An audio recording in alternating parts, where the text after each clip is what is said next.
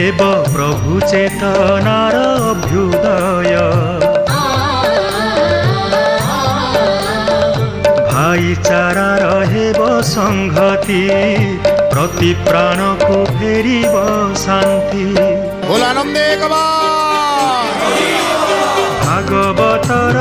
अपूर्व गाथा शुणिबा विरत जगन्नाथंक अमृत बाणी मन को करिब शांत भागवत भागवत भागवत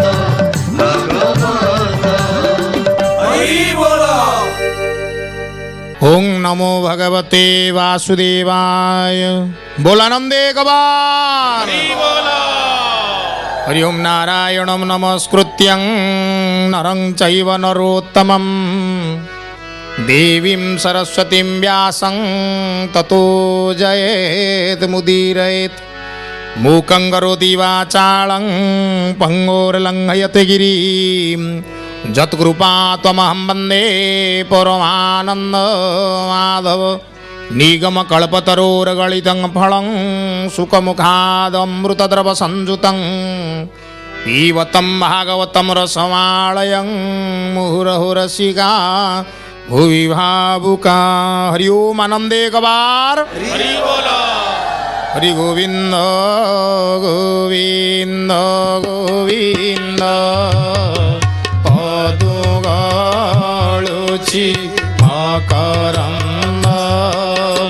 से मकरंद पान करी हेळे तरिले ब्रजनारी से ब्रजनारी कपय रे मन मोरहु निरंतरे मन मो निरंतरे रहु हा कृष्ण बोली जीव जाऊ हा कृष्ण बोली जाऊ जीव होते उद्धर राधाधव। बोलानंदे गवार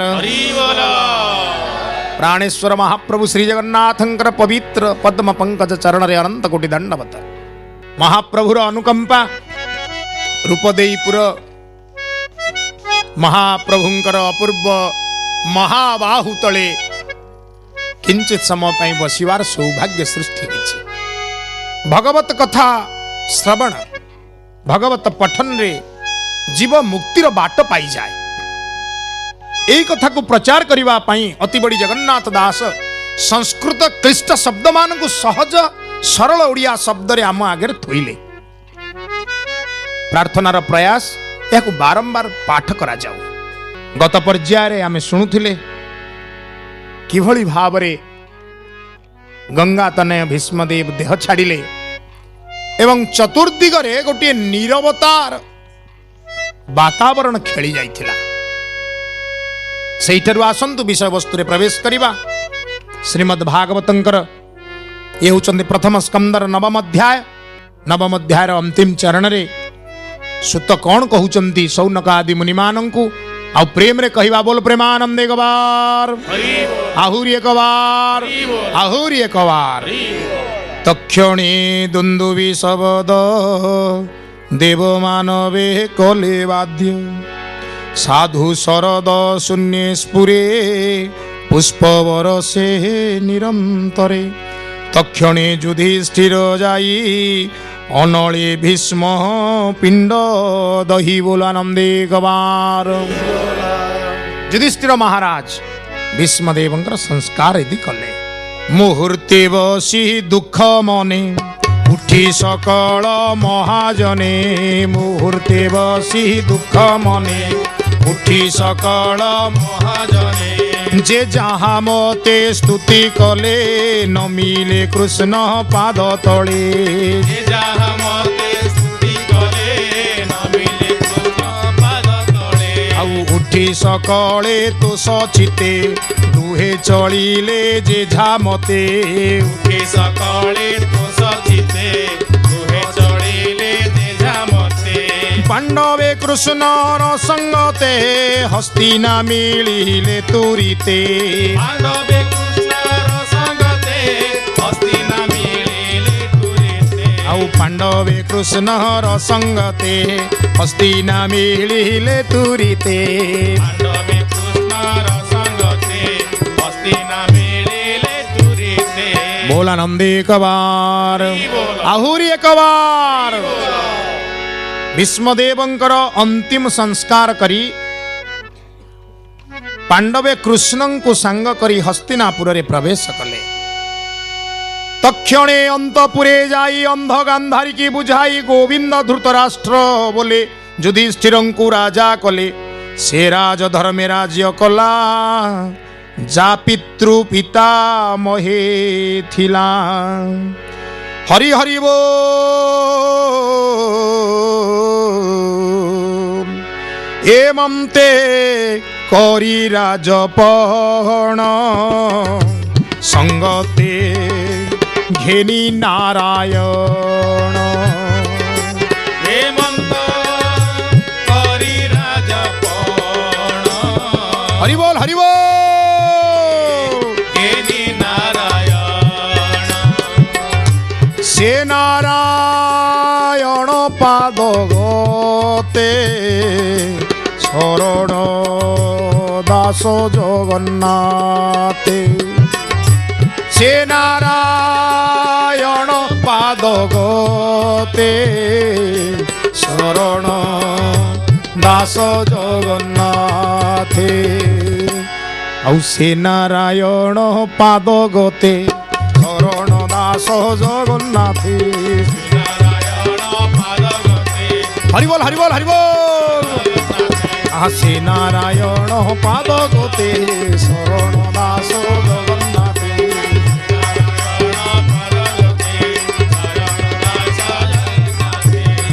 बोलिए जगन्नाथ भगवान की युधिष्ठिर जी महाराज अंध धृतराष्ट्र गांधारी इत्यादिंकर दुख को मोचन कले तद उपरांते राज्य अपूर्व भाव निर्वाह कले प्रजा पालन कले दुख मोचन कले प्रजावानंकर आउ सकल राजपण करी नारायणंकर चरण रे आनंद मन रे शरण जाई सुख प्राप्त हेले एही ठारे अपूर्व भाव नहीं जगन्नाथ दास भगवान नारायणंकर शरणागति होई नवम अध्याय परिसमाप्ति को उद्घोषण करुछंदी बोलो आनंदे कवार हरि बोल हरि ओम तत्सदिति श्रीमद्भागवते महापुराणे पारमहंसं संहितायां प्रथम स्कंदे युधिष्ठिर राज्य लाभे नामो नवम अध्याय बोला नंदे कवार बोल आहुरी कवार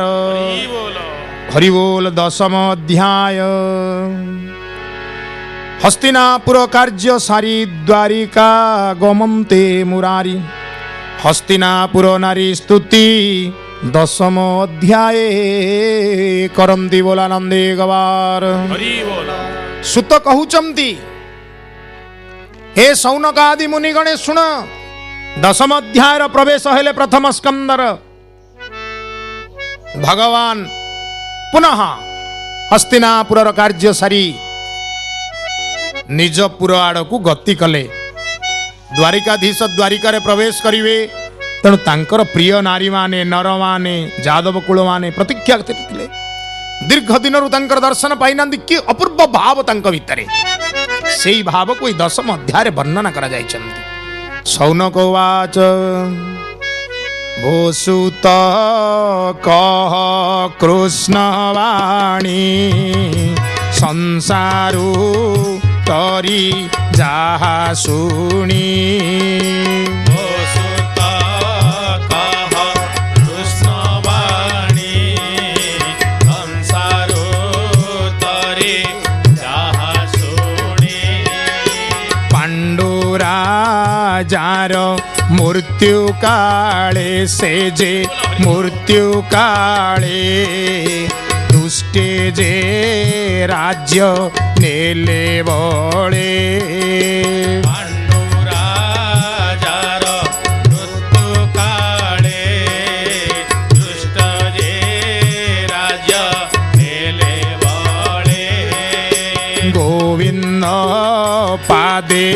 आश्रा करी सेया तो ताई जने मारी गोविंद पादे आशा करे सेया तो ताई जने मारे पंच भ्राताए एक मेले तो जांकू पाली राज्य कले पंच भ्राताए एक मेळे प्रजांको पाळी राज्य कले तेबे की कले पंडु सुते स्वभावे कृष्ण रसंगते देवे हरि बोला हुळहुळी स्वभावे कृष्ण रसंगते बोल आनंदे गवार हरि बोल सौनकादि मुनिगण हाथ जोड़ी देले सुतंक सम्मुखरे भो सुत महामुनि बड़ अपूर्व दया कले आपण भीष्मदेवंकर देह छाड़िबा कथा कहिले पुणी कहिले पंचु पांडव राज्य शासन करिवार कथा एबे भगवान कृष्ण एवं ए पंचु पांडव ए संसार भितरे आउ केउ कर्म कले आमको टिके कहिबा हुओ सुत उवाच बोलो आनंदे गवार आहुरी एक बार सुत उवाच बोलो आनंदे गवार आहुरी एक बार हरि हरि बोल हुळहुळी पांडव वंश रक्षा करी कुरु वंश कु नर हरि कले क्रोध नळे भस्म कले दावाग्नि जेन्हे वनस्थळे युधिष्ठिरंकु राज्य मध्ये कृष्ण स्थापिले राजपदे भीष्मंक तहु धर्मवाणी जेवा कहिले चक्रपाणी से वाक्ये शोक मोह छाड़ी प्रजा पालने चित्त बढ़ी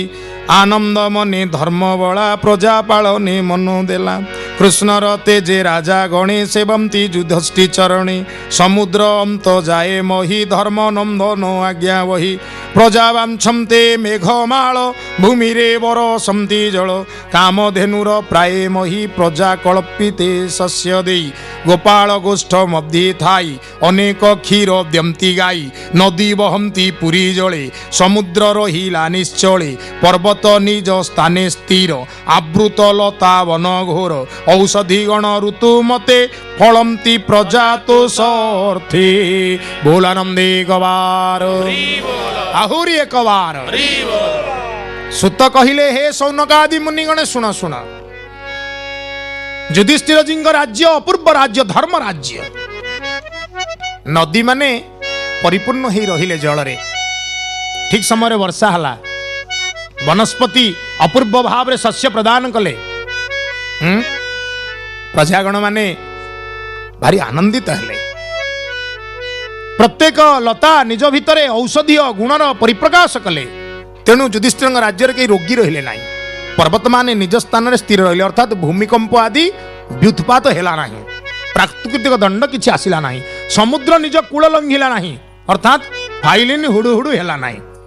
नहीं कि भागवत केमती गुप्त भाषा रे केडे सुंदर कथा कहउचंती हां समुद्र रहिला निश्चले समुद्र कूल लंघिले जा हवा कथा एभली एक अपूर्व राज्यर अधिकारी हेले पंचु पांडव कले प्रजांकु आदि व्याधि क्लेश न लागे ताप त्रयलेश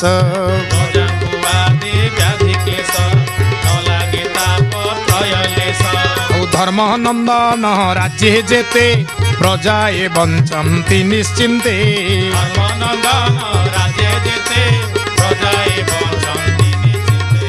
बंधुंक शोक शांत करी सुभद्रा प्रिय कामे हरि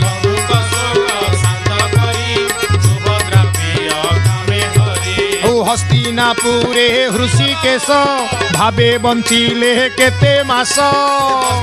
हरि बोल हरि बोल हरि बोल हस्तिनापुरे हृषिकेश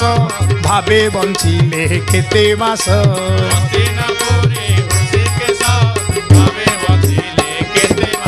भोलानंदे गवार हरि बोल भगवान कृष्ण ए राज्य रे निवास कले कहीं भौणी सुभद्रा परा अच्छी सुभद्रा प्रिय कामे हरि कहले भाई सत्य कौन घर को पलैब आउ 2-4 मास रहतनी हाँ आउ भौणीर आग्रह रे भाई कृष्ण आउ किछि दिन रहीगले कहले द्वारिका गमने उद्योगी युधिष्ठिर को आज्ञा मागी जन जन के करी कोल सुहृद प्रेम वाक्य भोल रथ बसिले वनमाली तुले सकल बंधु मिली कृष्णा सुभद्रा कुंती सुते राजाए आसी थिले जेते गांधारी धृत राष्ट्र मेले जुझुछि गौतम तुले धौम्य संगते भीम मिशी उत्तरा नारी मध्ये आसी कृष्ण को न मिला अंतरे गर्भ रक्षण स्नेह भरे कृष्ण विरहे मन छन्न सही न पारी हत ज्ञान भोलानंदे कबार आहुरी कबार आहा ए बेला केड़े दुखर बेला जो महाप्रभुंकर उपस्थिति धर्म धर्म सहित कर्म कर्म सहित ज्ञान ज्ञान सहित भक्ति को सुंदर भाव रे हस्तिनापुर रे प्रवाहित करुछि से महाप्रभु छाड़ी पड़े का दिह वा सहिब जहार जस गुण करने शुणिबा मात्रे साधु जने जहार जस गुण करने शुणिबा मात्रे साधु जने सत्संग न पारंती छाड़ी हेले तरंती भवबारी सत्संग न पारंती हरिबोल हरिबोल हरिबोल छाती भवबारी श्री कृष्ण भावे भाव बढ़ी साक्षाते के पारिब छाड़ी से कृष्ण भावे आहा भावी साक्षाते के पारिब छाड़ी बोल आनंद एक बार हरि अरे छाती को पत्थर कले सिना सहिब पत्थर छाती फाटी गले आउ कौन करिवो हां भाव रे कृष्ण भाव को मो हृदय रे बढ़ेछि इते बढ़ेछि जे कृष्ण मोर भारी प्रिय कृष्ण दर्शन मोर सुख कृष्णर वाणी कर्णरे श्रवण करिवा मोर आनंद कृष्ण प्रसाद मो जीवन आधार से ही कृष्ण जदि तेज करदेव हाँ तुम्हें पेली देले छाती मो दक दक हाँ अये कालिया पादरे आड़े दे सतरे जीवन रु चली जीवनी हस्तिनापुर को सीना छाड़ी चली जाऊच लीला करवा पाई निरति करंती दर्शन स्नेह निर्भरी आलिंगन कृष्ण को कहती वचन आबोरी शयन भोजन न देखी तार पद्म मुख कहीं लभिवे आउ सुख ए रूपे चित्त वृत्ति देई चक्षु पिंछड़ा न चढ़ई ताहार स्नेह बद्ध होई चलती कृष्ण जमती जही पुरुवाहार हंती हरि विकले जेते पुर नारी कंपित कंठे वाक्य कही बोलंतु एक आरे चाही द्वारिका गले भावग्राही आंभर सुख लेस नाही मृदंग शंख भेरी बिना घंट दुंदुभि निर्घोषणा बाजोई नाना वाद्य स्वर मंगल नाद मनोहर से कुरु राज्य जेते नारी कृष्ण विच्छेदे तनु घारी जगती अट्टालिया रोही पुष्प विंचमती कृष्ण चाही बोल आनंदे कबार किए छाତରେ छिड़ा हैची किए बालकनी रे छिड़ा हैची किए निजर राजरास्ता उपरे छिड़ा हैची आखिरे दी टोपा लुह समस्ते नहींचमती कृष्ण को चाही दीटा फूल विंची दौचमती हौ कन्हई हौ द्वारिकाधीश हौ नंदनंदन हौ देवकी नंदन हौ पार्थ सखा हौ गोविंद केते लीला करुथिल दर्शन टिके दउथिल जदि निज सुखरे विदाय नहीं जाउच